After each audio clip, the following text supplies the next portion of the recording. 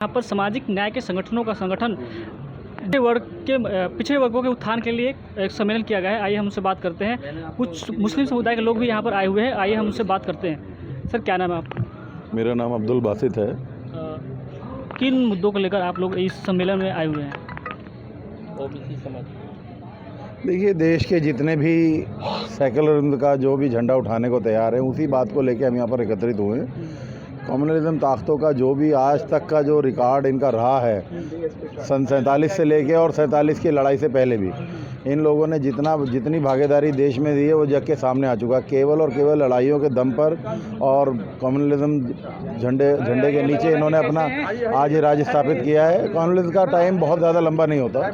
हाँ, ये आप एक इतिहास रहा है कि जितने भी किसी प्रकार की हत्या करी है, चाहे वो मोदी सरकार हो, चाहे कोई भी दुनिया की सरकार हो, चाहे सिकंदर, मतलब कितने भी बड़े से बड़े जालिम बादशाह भी रहे हों, उनका जो टाइम है वो बहुत ही लिमिटेड रहा है। और लिमिटेड टाइम आपको सबको पता है कि बस ये 2024 में सारे देश का एक एक व्यक्ति, एक जो इनके भाजपा के अपने जो लोग हैं, अगर वो भी इनके खिलाफ झंडा ना उठा लें तो हम लोग आज इस चैनल के माध्यम में आपसे कहना चाह रहे हैं, हम अपनी पॉलिटिक्स से बिल्कुल त्याग देते हैं। मतलब आपका कहना है कि इस वक्त जो सरकार है वो तानाशाही कर रही है? 100% तानाशाही सरकार है। ये सारा मामला चुनाव में भी देखा गया है और बड़े सर्वश्रेष्ठ जो भारत का सबसे बड़ा चुनाव अभी हुआ है उसमें भी देखिए किस तरीके से दरकिनार किया गया है यशवंत सिन्हा जी को, जो कि सेकुलरिज्म का झंडा उठा के पूरे देश में उन्होंने रिक्वेस्ट करी, लोगों के दिलों में झांका, लोगों से उनके बारे में अपने बारे में बताया, उनके बारे में उनकी राय ली। मगर हमारी जो संस्थाओं को सब जगह फ़ोन पहुँचे हैं, चाहे वो ईडी हो, सीबीआई हो, इनकम टैक्स हो, रेवेन्यू डिपार्टमेंट हो, एमओएच हो, मिनिस्ट्री ऑफ फाइनेंस हो, जहाँ से भी जिसका मौका लगा एमएलओ को, एमपीज़ को डराया धमकाया गया। और जो भी इसके बाद निर्णय हुआ वो आपके सामने है कि उसमें 40% वोट ही एकत्रित कर पाए यशवंत सिन्हा जी। मगर ऐसा नहीं है। इस देश में लोकसभा जो आम चुनाव है उसमें भी 31% वोट से ही केवल राजनीति, मगर 69% वोट आज भी भाजपा के ख़िलाफ़ हैं, कम्युनलिज्म के ख़िलाफ़ हैं, तानाशाही के ख़िलाफ़ हैं, हिटलरगिरी के ख़िलाफ़ हैं। वो सब लोग इकट्ठे होंगे और देखो 2024 में बहुत बड़ा एक मैंडेट होगा, जिसमें हो सकता है कि सब लोग मिल के सरकार बनाएं और देश के अलग अलग कोने में सबसे लास्ट वाला जो बिल्कुल गरीब से गरीब आदमी है वहाँ तक सरकार की संस्थाएं पहुँचे। आज की डेट में जो जितनी भी पॉलिसीज़ हैं, वो सारी की सारी अमीर लोगों के लिए बनाई जा रही हैं और गरीब के लिए पॉलिसी सिर्फ नाम है, कागज़ों में है और लोग थोड़ा सा उसमें बरगला गए हैं मीडिया के द्वारा भी, और उसके द्वारा उन्हें बरगलाया जाता है गरीब आदमी को, और जा कर के वो बस तो अभी बस। Thank you sir. आपका सर क्या नाम है? अकील अहमद सलमानी। किस तरह आप देखते हैं कि ये जो संगठन है पिछड़े वर्ग उत्थान के लिए कुछ मुद्दों को लेकर आज सम्मेलन किया गया है, तो क्या कहना चाहेंगे आप? देखिए, ओबीसी के जो मसाइल हैं उनको लेके यहाँ पे सभी जो संगठन हैं वो इकट्ठा हुए हैं और जो 15% और 85% की जो 85% की जो लड़ाई है उसके लिए सब लोगों के अंदर एक फ़िक्र है कि भाई जो लोग 85% हैं उनको कहीं हिस्सेदारी नहीं है सरकार में या किसी भी और मसाइलों में किसी तरह के।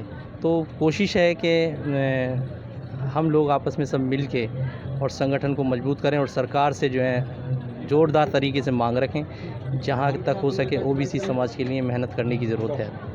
किस तरह देखते हैं जिस तरह का संगठन पिछड़े वर्ग उत्थान के लिए तरह कार्य कर रहा है, सम्मेलन कर रहा है कुछ मुद्दों को लेकर, लेकिन कहीं ना कहीं जो बीजेपी उम्मीदवार थी द्रौपदी मुर्मू, उन्होंने आदिवासी समाज की महिला को राष्ट्रपति बनाया है, तो ये भी कहीं ना कहीं बीजेपी ने जो पिछड़े वर्ग जो जहाँ से आदिवासी समाज आते हैं उनको एक सबसे अंतिम पंक्ति पर खड़े व्यक्ति को आज राष्ट्रपति बना दिया है, तो किस तरह देखते हैं आप? देखिए, जहाँ तक बात राष्ट्रपति चुनाव की है उसमें जो हमारी द्रौपदी जी मुर्मू जी को बनाया गया है उसके लिए मैं उनको बधाई देता हूँ।